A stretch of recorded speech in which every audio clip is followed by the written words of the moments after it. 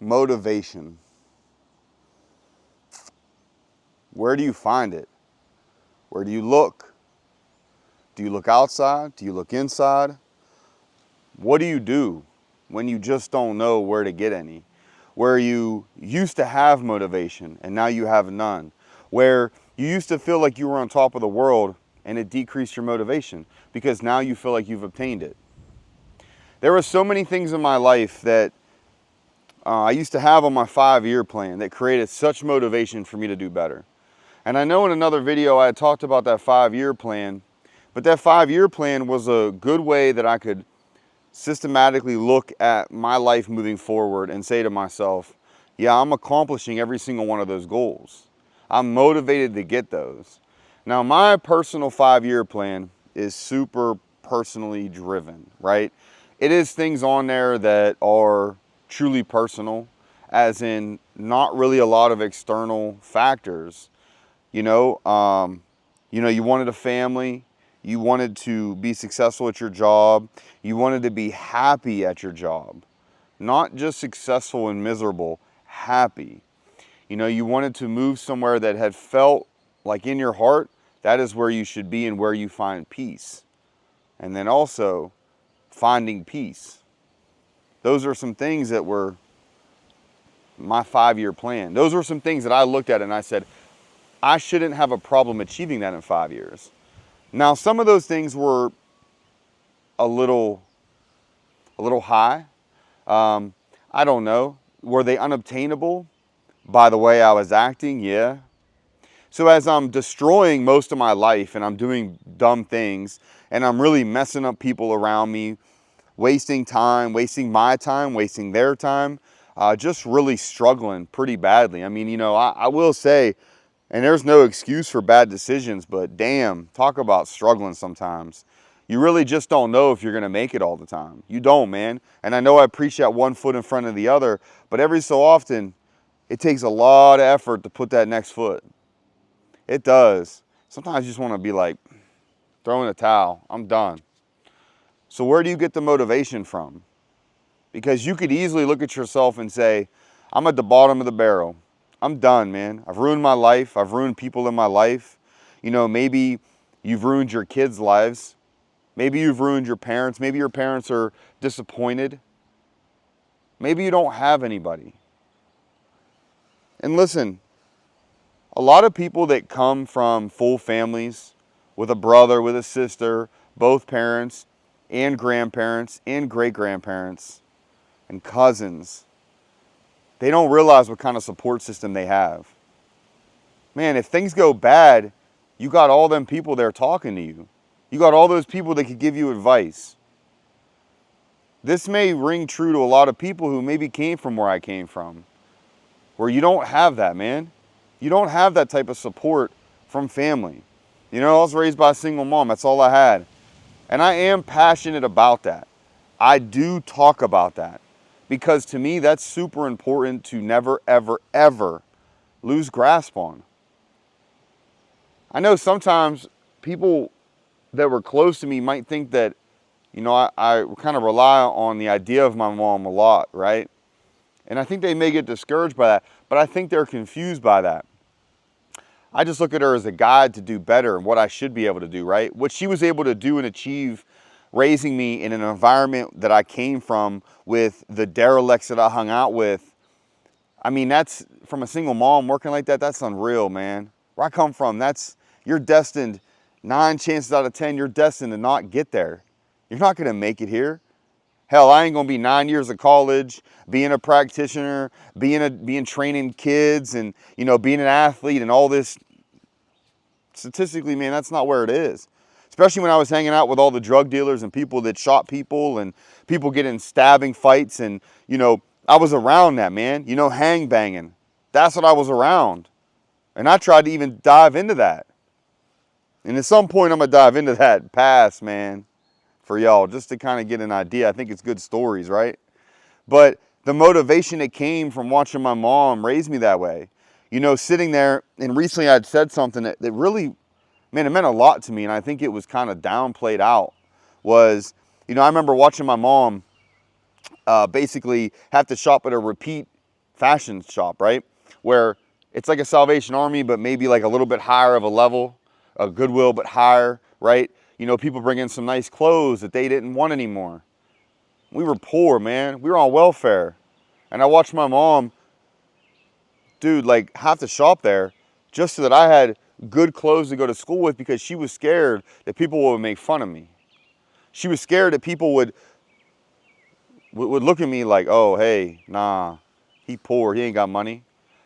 Luckily for me, the culture I grew up in, everybody was poor. So in reality, we weren't really gonna like be outshining or be too low for somebody else, right?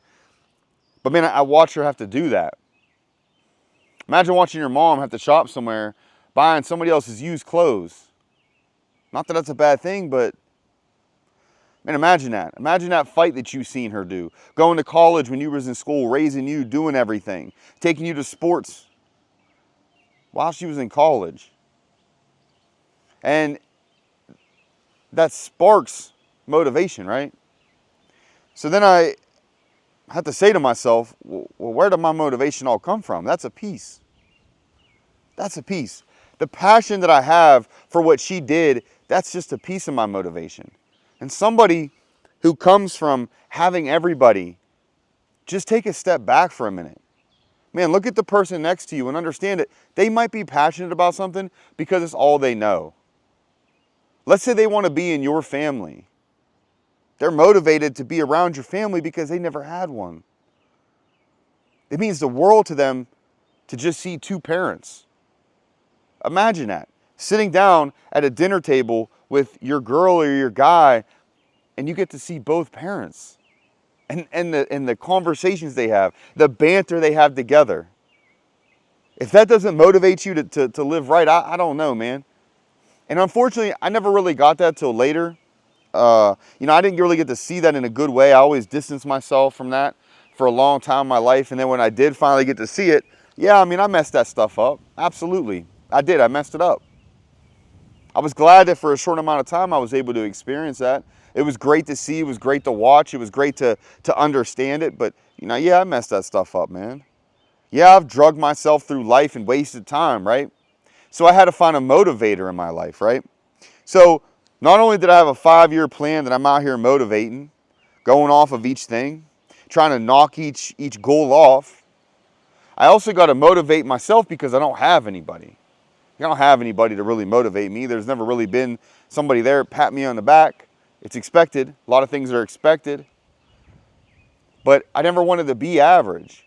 I was scared of average. Sometimes that's your motivator.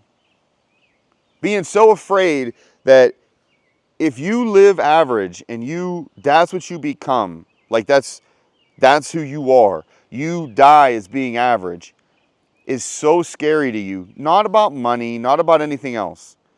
We're talking about inside. Are you average to yourself? Are you mediocre to yourself? Sometimes that's a true fear because you've watched people come from nothing to something. You don't want to be just average. So what? They sacrifice their time for you to do what? Not become who you want to be? That's what I mean when I say your motivation sometimes in every choice has to be really thought about. Why do you break up with somebody? Because you're motivated one way or the other.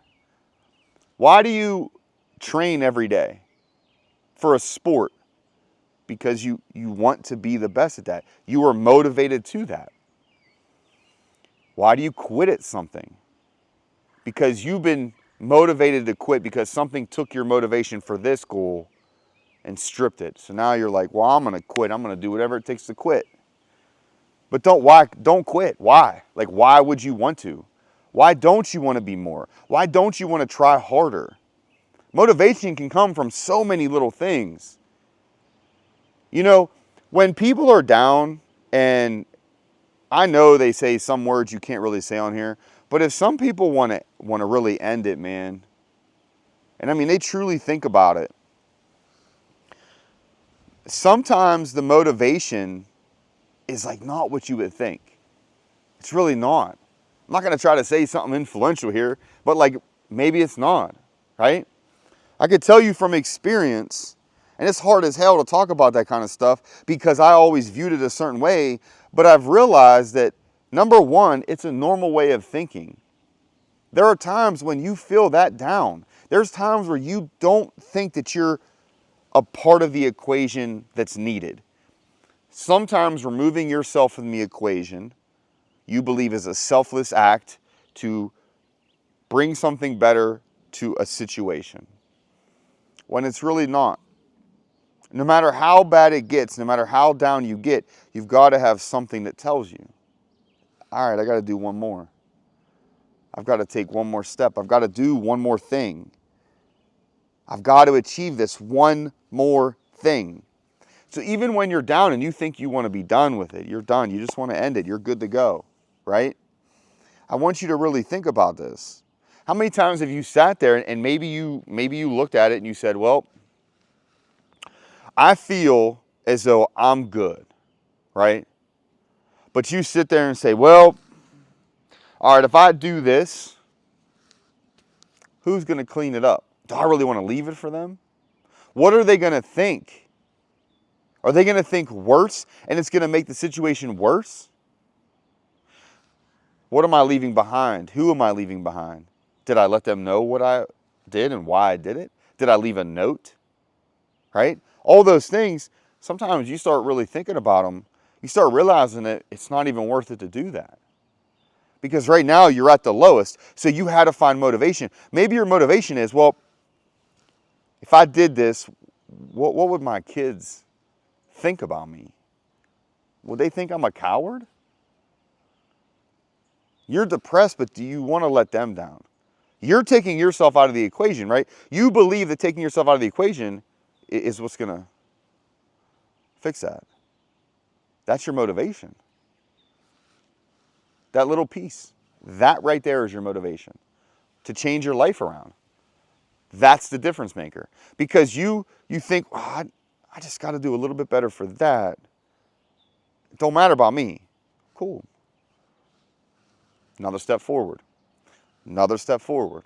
And you just keep doing it over and over and over again. When you're down and you don't want to train anymore. You know, I'm an avid trainer, you know, myself as in myself. I've worked out since I was 15 years old. I'm 36 now. Sorry to age myself on here. Crazy to think about. But what's that, 21 years, man, I've been working out. There's times where I'll go weeks, man, I don't want to work out. And I know sometimes you get depression, maybe you get anxious, and it plays on you even worse, and you really don't want to do something.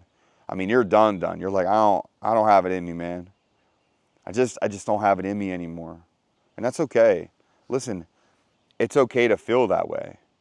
But understand that you're better than that. You're better than what's in front of you. You're better than your decisions right now. You removing yourself from the equation will never be the answer. It won't be, as much as sometimes you feel like you want to do it. And listen, it's not always just one time. You may think that way 1,000 times over. It's okay. But understand what you're good for.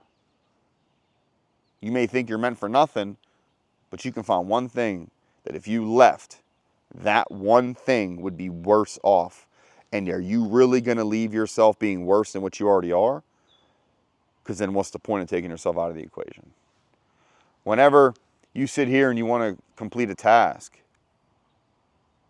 and it could be anything. You know, your task could be about finishing something in your house. Well, you can't, if you don't finish it in your house, you're not going to be able to sell your house. Maybe your house is a burden. You got to finish the task to finish the house, to get the house sold, so it's not a burden anymore, right? And think to yourself that there's other people in this world who maybe want this, motivate. Every single thing you do has to be about your motivation. And there are negative motivators. Oh, I'm so hateful and I'm just so mad and I hate this person and this person did me dirty and because they did me dirty, I'm going to achieve this. I think that's great if you're going to achieve something positive, but don't let it burn your soul up. Because just as easy as it may help you be a motivator forward, it can also motivate you the wrong way and tear you apart. There's people in my life who who I absolutely 100% have full hatred for. 110%. I mean, I hate them. But you can't let them be the motivator then, because it's so much hatred that it starts to pick pieces of you away and picks your soul away. And now all that motivation that you thought you had, it's gonna turn your goal into something negative, and then you achieve something negative and you don't realize why you feel like that. You don't realize why you feel like you failed, right? So always remember, man, motivation, while everybody else is sleeping, and I'm not gonna tell you, oh, wake up at 3 in the morning. Nah, man, just wake up a half an hour before everybody else around you, right? Have a little bit of solitude, a little bit of time to kind of relax, a little bit of time to meditate. Man, maybe you just need to wake up and you need to sit there and say, all right, I'm good right now. Let me just relax.